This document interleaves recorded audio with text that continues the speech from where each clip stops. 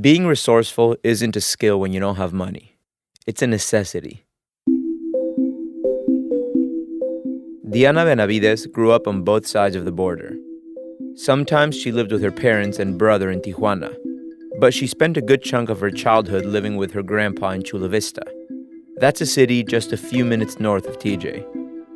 She didn't have much growing up, but she did have access to a lot of stuff. Piles and piles of stuff. Her grandpa had a hard time throwing things away. He was a hoarder, but he saved a lot of weird objects for me to play with, like create little things.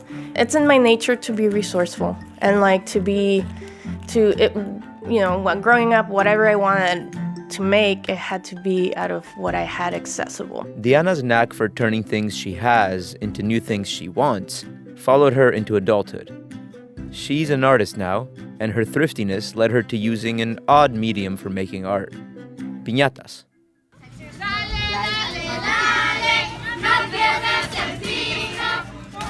Yep, those piñatas. The kind you see at kids' birthday parties. The kind that kids bash until they break open so they can get the candy inside. The cardboard, the tissue paper, the glue that makes it all stick together, those are materials Diana could easily find or afford. But when Diana makes piñatas, they aren't meant to be broken. They get put on pedestals. They become sculptures meant to provoke conversations. Giant tampons, an oversized can of pepper spray, a drone. Diana's aren't your average piñatas. I like the idea of challenging that traditional view of the piñata because, like I said, it's a blank canvas. You can do so much with it. You can make a Frankenstein drone. You can, Is that a giant maxi pad over there? Yes. I'm Alan Lilienthal, and you're listening to Only Here, a KPBS podcast about the place where San Diego and Tijuana meet. Today, KPBS podcast producer Kinsey Moreland has a story about an object typically known for its destruction, not creation. Only here can you find a San Diego artist packing piñatas with political messages instead of candy. More after the break. Now on The Finest. In San Diego and beyond, Our Lady of Guadalupe has morphed in meaning and form over the past 500 years. She can be a source of comfort. She can be a source of pain. Her power comes because she has all of these different facets to her. Listen now wherever you get your podcasts. Diana Benavídez lives in a tiny studio apartment in University Heights. Her bed takes up most of the livable space, but she's managed to carve out some room in one corner of her apartment for art making. The piñata she sculpted into a drone hangs over her dining room table. The propellers work as a little fans right now, but it creates movement, an illusion that flies. That's cool. Yeah, so there's no drone inside. It's just it's a cardboard structure with wiring that it's powered by electricity. Because so far it doesn't fly. I haven't gone there that far yet, but hopefully someday it will fly. But right now, we create movement through electricity. The propellers move once it's plugged into the wall. Right next to Diana's bed is a piñata shaped like a giant maxi pad. There's also a big tampon, a can of mace, and smaller piñata teapots, too. They're all sculptures she made for various art exhibitions and projects. I make it out of, cardboard, tissue paper. I use duct tape, and at times I'll use glue gun, silicone. And essentially, I don't like to plan my piñatas that much. I just kind of go with my intuition and what feels right. I use X-Acto knife, a combination of X-Acto knife and scissors. Diana grew up a binational baby. She lived in Tijuana when she was young, but her parents wanted her to learn English and go to a better school, so they sent her to live with her grandpa in Chula Vista. Her brother has autism, so he stayed in Tijuana so his mom could take better care of him. But Diana missed her parents and her brothers, so she crossed the border into Tijuana to see them on weekends, holidays, and summers. Sometimes she would cross the border multiple times a day. Spending so much of her life in a cross-country commute wasn't easy. She says she never felt fully American or fully Mexican. She was neither, or both. It was confusing. It's really hard to explain what it's like to live across borders, like having to deal with these challenges. I mean, Diana ended up spending elementary school in Chula Vista, but by middle school, her parents separated. And then 9/11 happened. After the divorce, she wanted to help her mom more with her brother. But the attacks on 9/11 completely changed the border crossing experience. Security got tighter. Lines got way longer. Crossing multiple times a day just took too much time. She says she hated the way border agents and all the security cameras made her feel after 9/11. She says she felt the darker your skin, the more questions or hassle you got at the border. I feel like every time I'm trying to cross, I feel automatically as a suspect just for being myself, just from being from Mexico. I feel like I'm going into this interrogation that I have to prove that I'm harmless, you know? So she made the choice to move back to Tijuana to be with her family and go to school there. And that transition was rough. You know, studying so many years in the U.S. and then going to Mexico and having classes that are full in Spanish, and then you're exploring Mexican history, and then, you know, it's just, it can be a little challenging for me to feel that I fully understand anything. Like, it's still a challenge for me. I feel like I'm still trying to be fluent in Spanish, which I am fluent, but, you know, I do not speak proper Spanish. Like, I wish I could. So I did all middle school down there, which was really really exciting time for me. I was able to grow up in the, you know, underground culture and the punk rock, DIY, groups.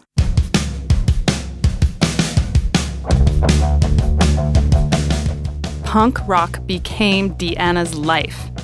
And it was about way more than just the music. The punk subculture in Tijuana changed how she looked at the world, made her rebel against consumerism and capitalistic culture. And punk also introduced her to the whole do-it-yourself mentality. She didn't have any money, but it didn't matter. She could make or find most of what she needed. Skinny jeans, for example, those didn't exist back then. So punk rock kids like Diana made regular jeans into skinny jeans themselves. I remember one time I made these really tight jeans, and I wanted to catch a bus, and it was the most challenging thing because I was running with my legs fully stretched, not being able to bend them to, like, catch the bus. So All in the name of fashion. All in the name of fashion, for sure. When she was 11, Diana got hired at a dulceria, or a Mexican candy store, down in Tijuana. She worked the counter, but also helped the owner make some of the piñatas they sold. Diana says she loved everything about the piñata making process. The smell of the glue, the sound of the tissue paper, the repetitive process of gluing strips of tissue paper onto the cardboard.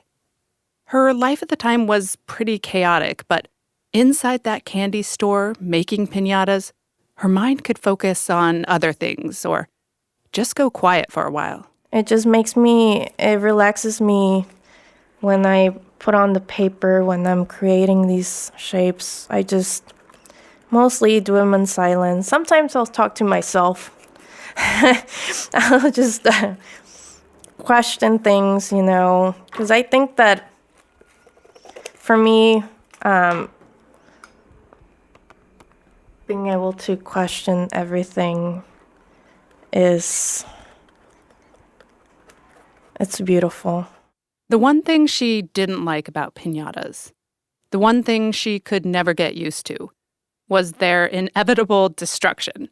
She loves piñatas and hates that their sole purpose is to be destroyed. To me, it always felt like a waste of labor in a way. I'm obviously aware that piñatas are, used and sold for the purposes of breaking them, but I always felt like there was something more that you can do with that. Okay, it's time for a break. When we come back, Kinsey talks to Diana about how her experience crossing the border with increased security and surveillance, plus her time making piñatas in that candy store, and her love for all things punk, ended up shaping her future as an artist. But the whole art thing didn't really click until Diana got in a car accident. Stick around.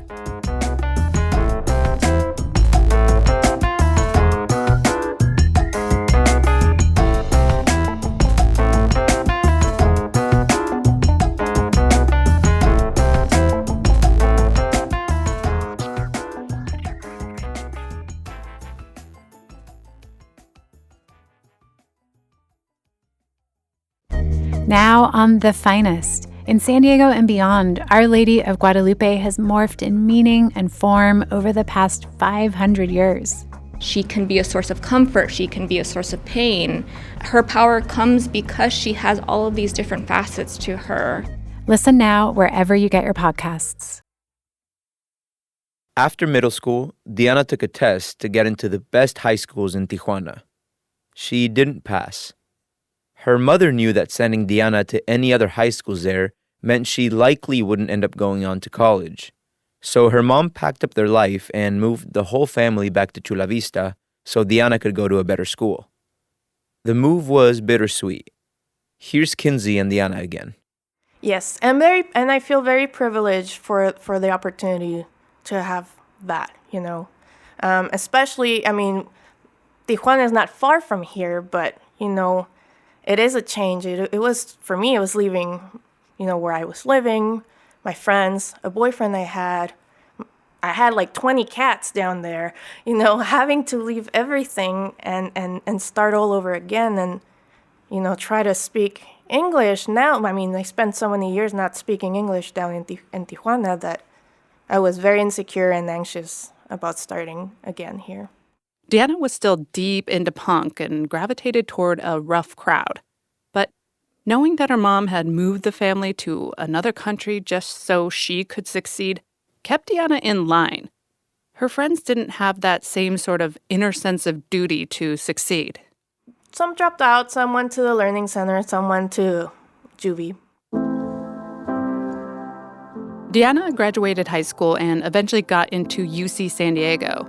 It's a good school with a great visual arts program.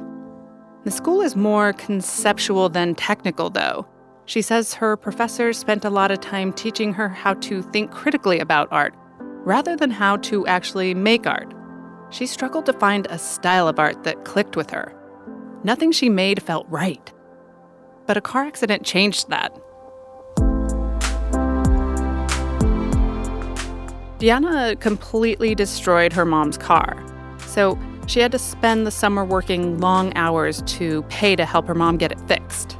And all that work didn't leave her much time to do the things most women in their 20s do. She was instead stuck at home or working. Her creativity actually grew from pure boredom. It was a very lonely, terrible summer. And somehow, I don't know how it came up, but I started making a piñata. I made a piñata. I think the first one was a toilet paper roll. I saw this, those tubes that where you have wrapping paper around, the little inner tube. And for some reason, I was like, imagine, I could make a toilet paper roll piñata out of this. And then I just started making one. And then suddenly, because it was so affordable to make them, I was making one every day for like 2 weeks. And that's how my first series, Raised in Chula Juana, came up, because they were all objects that reminded me of like growing up with my grandfather. There's things like bottles, like pill bottles, those orange ones. My grandfather saved them. Saved a lot. He was a hoarder, but he saved a lot of weird objects for me to play with, like create little things. And so things like that, or like red lipstick. I remember back in the day, like, and when I was growing up, I would think that only older women would wear red lipstick. I could associate it with my mom, my aunts, and a lot of analog objects that I have in the Piñata series also reminded me of growing up in Chula Vista and Tijuana. The collection of piñatas she ended up with at the end of the summer became her first ever body of artwork. She called it Raised in Chulawana and showed it at an art show at her school. And people dug them. She ended up selling 5 of her piñatas, and one to a professor of hers. And that teacher told her he expected to make some money off the piñata in the future, once Diana became a rich and famous artist. Piñata art is now Diana's jam. She's building a name for herself, becoming more and more known and involved in the San Diego art scene. She works in series, so she builds a collection of related piñatas meant to tackle big topics like feminism or heartbreak. And her piñata drone project explores what it's like living next to a militarized border. When she shows the drone, she puts a phone inside of it and then streams the live video it's taking to her Piñata Drone Project Facebook page. She also projects a video she captured at the border. It's a drone that's staring at you. You're staring at the drone without knowing that there's a camera inside the drone that's been broadcast to a page, a Facebook page, that anyone can check you out. Like, everyone can see you, what's happening. And in the background, you see the projection of actual footage of the wall. Not live, but it's, from one of the times that I've gone down and just sat down and recorded everything I see, all the interactions, human interactions with the wall. But we see in the projection, we see people on the Mexican side looking through the wall, like to the other side, to the U.S. And then you see Border Patrol agents watching the people on the Mexican side. Then we are watching the Mexican people. So it's like all this, like, really, being watched. Art is meant to provoke thought and conversation. Piñatas are kitschy. They're not like a painting or a delicate sculpture. And while some in the art world might turn up their noses at piñatas, Diana says they actually work really well when it comes to getting people to think and talk about things. She says now that President Donald Trump has declared a national emergency to fund a border wall, now that troops are being sent back and forth to the border, now that immigrant caravans continue to make headlines and spark controversy, she says now is the time to talk about the border and what it's like for the people who live here. Piñatas are approachable and kind of funny, so people's first reaction is to laugh at her sculptures. But then they start talking. The drone plays as an object to kickstart conversations. I like to always learn about people's experiences living here in San Diego, Tijuana, whether it's like you've never crossed the border, but how are you affected by the proximity of the border? And then people on the other side, how are they also affected? What are their experiences? I mean, some are very complicated. Some people forget that there is a border, and, some people are so afraid even thinking about going down there, and that's also something that I'm curious about. But essentially, what I hope to accomplish with this project is to talk about all these complexities, these tensions. It goes from talking from a physical border that divides land to other borders that divide people, culture, etc.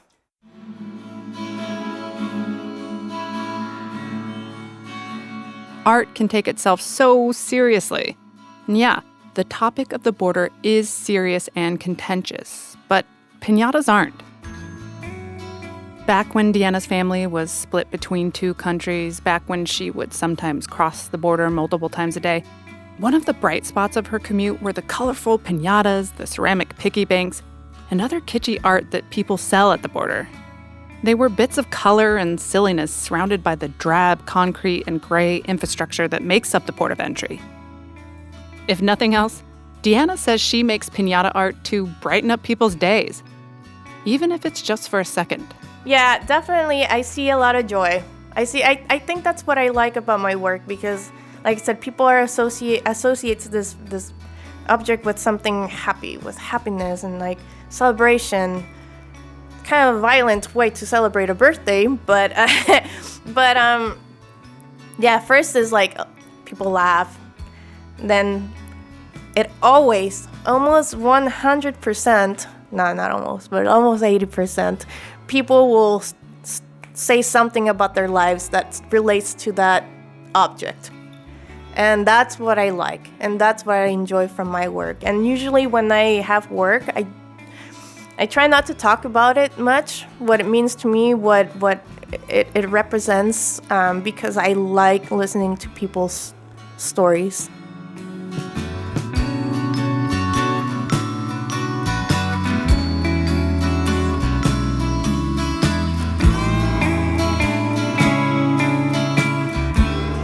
Next time on the podcast, a story about students who cross an international border for their education and a teacher who's trying to better understand them. Having to do that every single day, like that starts to weigh on you and it starts to have bigger implications on your identity and how you view yourself, how you view where you come from, what opportunities are available to you. Because like, if I wanted to go to college, it was just going to be a little bit harder than for all the kids that lived in San Diego, you know? Only here can you find students navigating one of the busiest border crossings in the world just to get to school.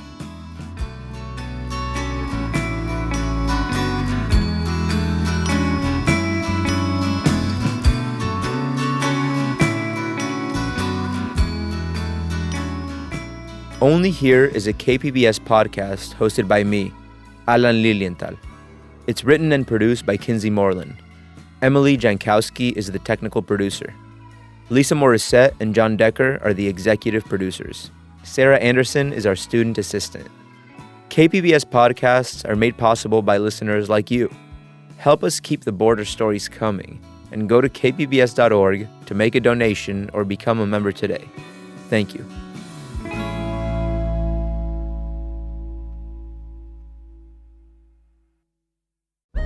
Now on The Finest, we examine an icon. Our Lady of Guadalupe has been a powerful symbol for 500 years, and artists have reimagined her as a source of resilience and pride. Listen now wherever you get your podcasts.